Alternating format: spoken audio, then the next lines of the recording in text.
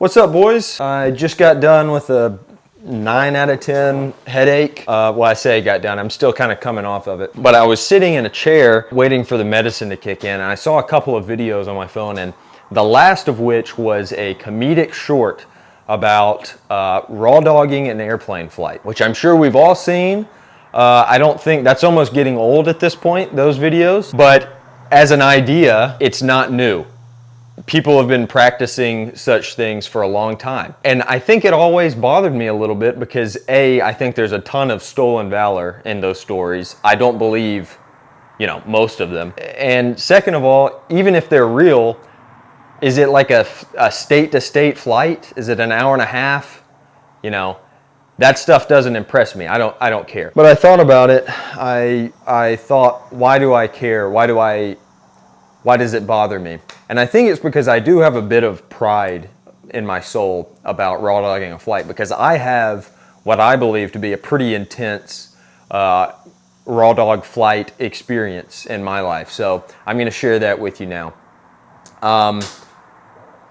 The year was, I don't remember, but I was a sophomore in college, I believe. So it's a few years ago. I was taking a trip with the school, and we were going to get on a flight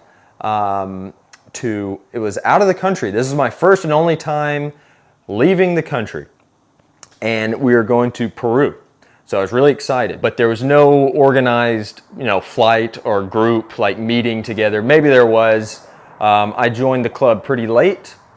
So that's maybe why I didn't get in any of those group messages. Now that I think about it, everybody else was already there when I arrived. So probably everybody flew together except for me. But that's okay. So like I said, sophomore in college, I'm feeling like a man. I'm feeling pretty independent. And I thought, I don't need my parents' help to get a flight and leave the country. I can do this. So I looked up cheapest flight. And already you might have had an airline in your head before I even said cheap about raw dogging a plane experience, because there's one, if you've ever been in an airport, there's one airline, it's a bright yellow sign, and all like 10 passengers on that flight stand under it, and they collectively chatter their teeth and they look at each other like, what the hell were we thinking? That's Spirit Airlines. To give them a little bit of credit, because right when I think of Spirit, to me it's the Burger King of airlines, right? In the fast food realm. If I'm really hungry, if I really need to fly somewhere, it's like, okay, is there any other option? Am I really desperate? Okay. But I don't think that's quite fair, because Burger King, first of all, there's always other options. You're not going to be in a town with just a Burger King, just like Spirit. There's going to be other options, right? And there's plenty of gas stations that I'd eat at before Burger King, but regardless, Burger King is the same price as most any other fast food restaurant, okay? There's no defense there, really. Spirit Airlines is providing a service. To what cost? I don't know.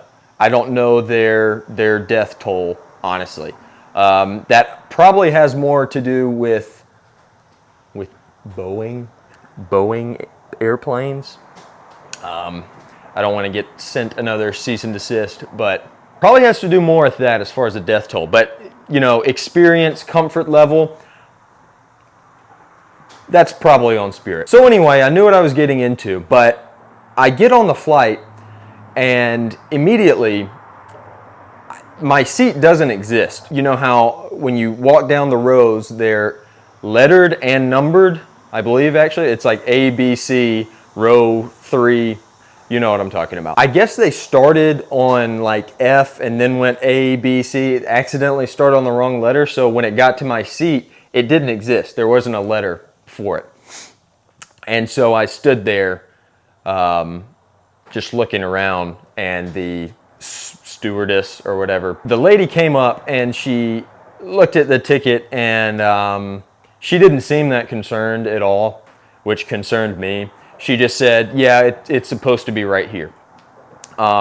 She had a look about her, a vibe that told me anything could go wrong on this flight, and she wouldn't be surprised.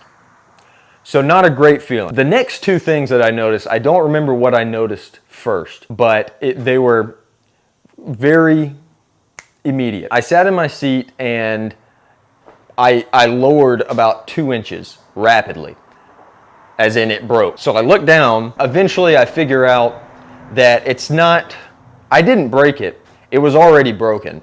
I think they knew about this as well, so I didn't even bother telling anybody. The whole seat could come out.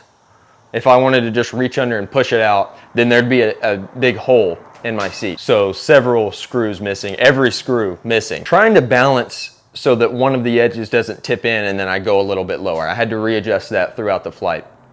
The flight, let me get to that in a second. The second thing that I immediately noticed was the light was flickering above my head. That was constant. I don't understand it not turning off. I understand that it flickers, that's fine. Maybe that's part of the Spirit experience. But it wouldn't turn off either. The button was just stuck. This flight, by the way, I kind of buried the lead here. From where I was, this is just under 8 hours. Last malfunction that I can remember is no seatbelt. Just wasn't there. Just no seatbelt there. I don't know how they got away with that one, to be honest. I'm not making that up. I'm not making any of this up. A couple of things that probably went without saying, but no infotainment center, obviously, like nothing. There's no Wi-Fi on the plane. You know, whatever's on your phone is on your phone. Speaking of that, in the airport, I can get addicted to most any game. Mobile games, especially back in the day, were no exception. So I had one, I believe it was an archery game. And I just drained 90% of my battery in the terminal on that. Actually, I think, yeah, at least 90. I had it for none of the flight. So no music, no shows, no archery game, just back of the chair for 7.5 hours. No snacks or water.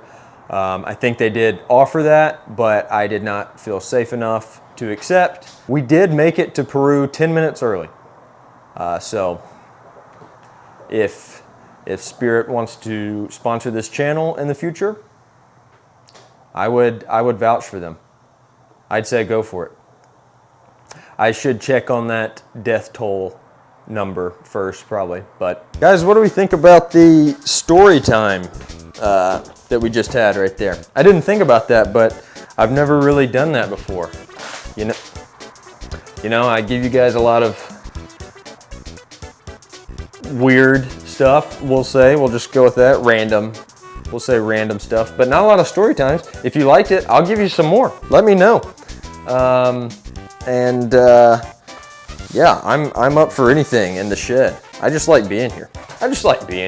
You know? I like sweeping up brooms.